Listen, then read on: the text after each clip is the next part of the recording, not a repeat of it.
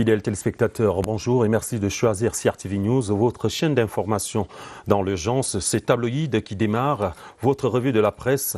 Et pour entrer dans ce cadre de revue de la presse, il faudrait d'abord préciser que l'information, ou du moins l'actualité ce jour, est dominée par ce dernier virage qui précède donc la phase des dépôts des listes électorales au niveau des démembrements des LECAM, les démembrements départementaux bien évidemment, en vue des élections ou des élections régionales du 6 décembre prochain. Et justement, c'est donc un week-end décisif qui s'ouvre dans le cadre des prochaines élections régionales et c'est déjà le branle-bas dans les différents quartiers généraux des partis politiques qui n'ont plus qu'à jusqu'à mardi prochain, donc 22 septembre, pour déposer les listes de leurs candidats. L'information fait en tout cas la une de Cameroun Tribune de ce jour. Cameroun Tribune également qui érige le ministre des Sports et de l'Éducation civique en médiateur dans l'affaire qui oppose la FECAFOOT à la Ligue de football professionnel du Cameroun. Ce sont des informations donc à lire en pages 6 et 7 et 30 et 31 de cette édition de Cameroun Tribune. À la une de prospectives nouvelles, le gouvernement donne le feu vert aux forces de l'ordre. C'est pour répondre à ces appels à l'insurrection ou à la déstabilisation des institutions républicaines. Selon le journal qui par ailleurs parle de 38 candidats RDPC pour 16 sièges de délégués en course pour les élections régionales du 6 décembre prochain. Dans le même temps, donc, dans le Baminoubou, cette fois-ci, il y aura 30 candidats pour 9 sièges seulement à pourvoir. Et ce sont des informations contenues donc en pages 2 et 5 de ce journal. La revue du Patriote Hebdo titre, je cite, Camto donne le marteau. Camto donne le marteau donc pour casser les magasins de ses frères. Cette déclaration est bien sûr en rapport avec l'appel à l'insurrection lancé par le président du MRC. Le journal précise d'ailleurs que le pseudo-président entend mobiliser ses troupes pour le non-respect des institutions républicaines, ce qui est qualifié de véritable atteinte à la sûreté de l'État. C'est à lire en page 3 de cet hebdomadaire. Les interdictions de manifester peuvent-elles empêcher les manifestations? Voilà la grande interrogation à laquelle nous soumet donc le quotidien L'Émergence de ce jour. Et sur la question, 13 experts s'affrontent en pages 5 et 11 de ce journal. L'économie, quant à elle, le quotidien L'économie, quant à lui, accorde donc sa une à la Banque mondiale qui dresse le bilan de ces 5 années d'action climatique dans le pays, c'est bien sûr dans les pays en développement. Et les chiffres de ce bilan sont donc à consulter en page 2 du quotidien L'économie. Et cette même une nous renseigne donc que Facebook impose désormais une TVA à l'ordre de 19,25% sur la vente des publicités au Cameroun. Information à lire dans le détail en page 3.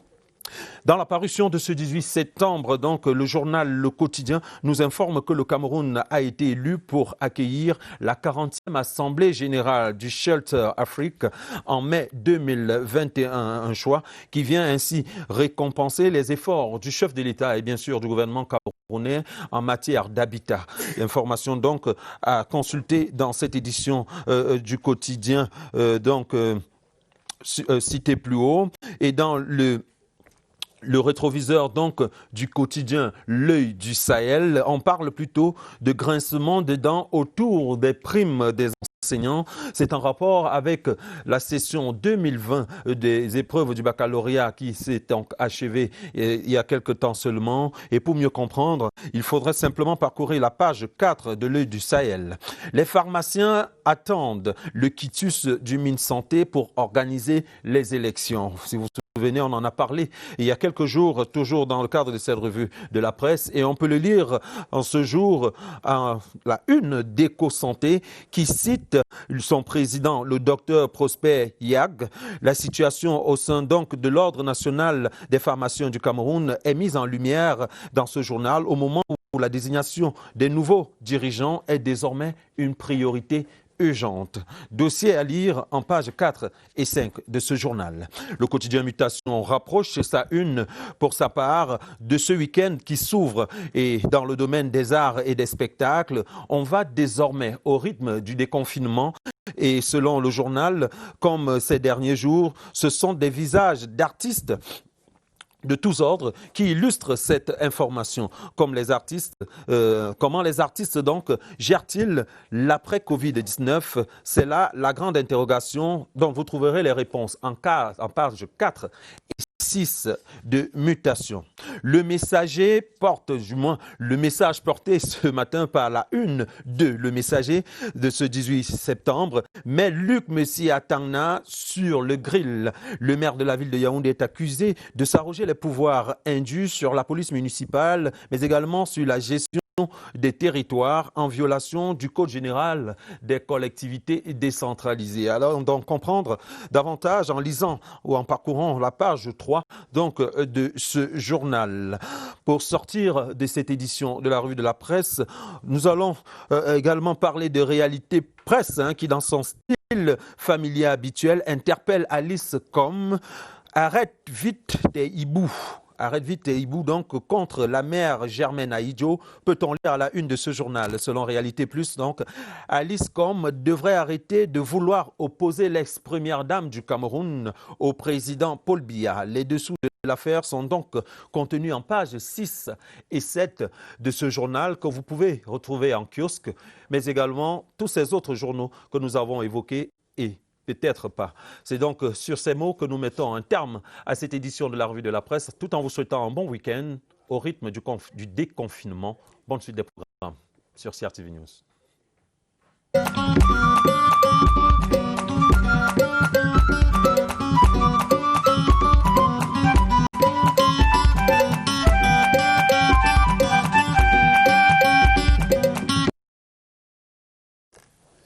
Voilà, c'était donc la page écho de cette édition de Cameroun Daylight. Nous sommes sur CRTV et CRTV News depuis 5h55 pour vous livrer les informations en temps réel. Vous en savez un peu plus sur les préparatifs des élections régionales, à quel niveau on se situe, notamment dans les antennes des LECAM qui s'attellent à dresser les listes depuis quelques jours, mais également l'actualité autour de la rentrée scolaire. Les parents n'ont pas de soucis à se faire. Les livres sont bel et bien disponibles dans les librairies. Il n'y aura certainement pas de problème d'approvisionnement en matière de livres pour cette rentrée scolaire qui aura lieu le 5 octobre prochain. On va s'arrêter un tout petit peu pour reparler de l'actualité nationale traitée par la presse locale, tabloïd en anglais. C'est maintenant avec Clarence Gay. Good morning. Bonjour, Fatih. Bon début de week-end, Clarence.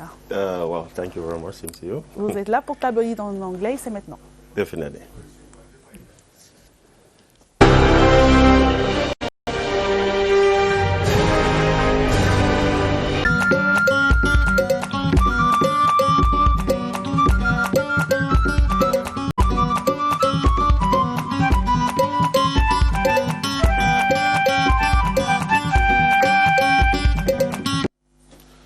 Friday, September 18, 2020. Good morning, ladies and gentlemen. It is always a pleasure having you on the tabloid on CRTV News and CRTV.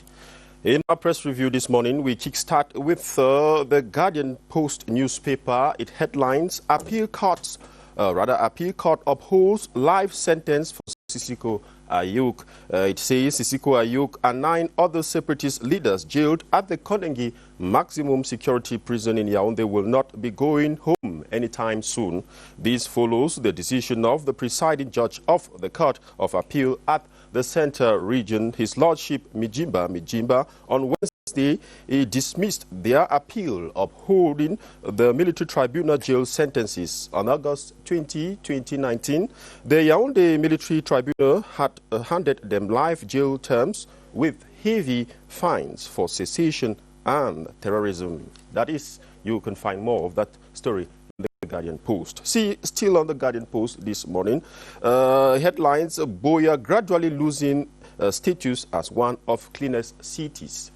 Inhabitants of Boya have in recent times been battling with garbage as the city is fast losing its legendary glue. The chief town of the southwest region, located on the eastern slopes of the country with 300,000 inhabitants, according to official figures, has always carried the reputation of a clean city with the slogan, the City of Excellence.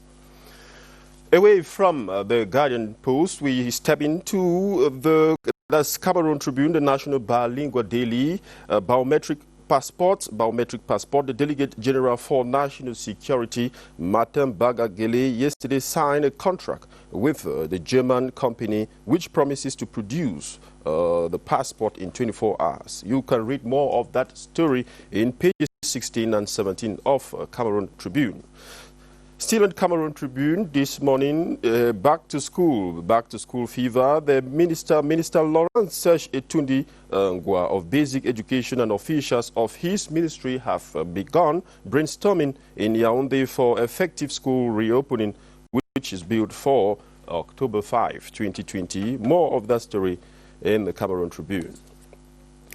Afrique Infrastructure, this newspaper is describing the military. It describes the Military Engineering Corps as a pillar in infrastructure, a prominent actor in Cameroon's development. Besides its mission of supporting mobility and emergency deployment assistance, the Military Engineering Corps is a veritable actor of development in Cameroon. Its multitude of social projects is palpable all over the country. You can read more of that story about the Military Engineering Corps in the Infrastructure, or Afrique Infrastructure newspaper of this day.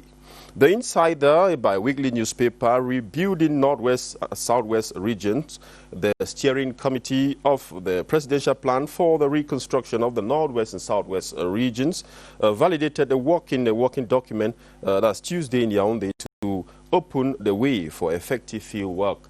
You know that those regions have been facing a socio-political crisis for years now. You can read more of that story in page 3 of the Insider.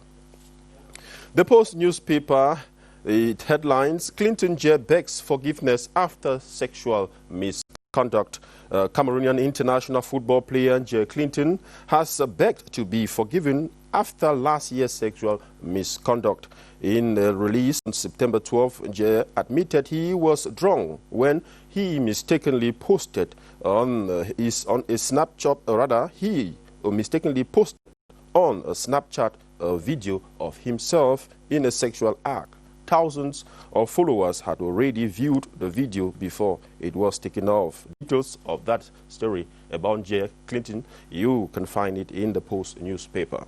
We end up with Emergence newspaper headline, Shan Cameroon Intermediate Lions begin training. The first session took place Wednesday at the CAV Excellence Center in Bankomo near Yaoundé. The intermediate national football team is in camp to prepare ahead of the Total African Nations Championship Shan to be staged in Cameroon. The training session is the 6th for the team, and it comes after 6 months break due to the coronavirus pandemic. The team is being led by its head coach, Yves Clement Aroga. More of that story in the Emergence newspaper of today. And that was it for a press review this morning on CRTV and CRTV News. I do wish you a wonderful weekend, but do not forget there's a lot happening around the country. Make good use of the news towns out there and get yourself informed. Have a wonderful weekend. God bless you.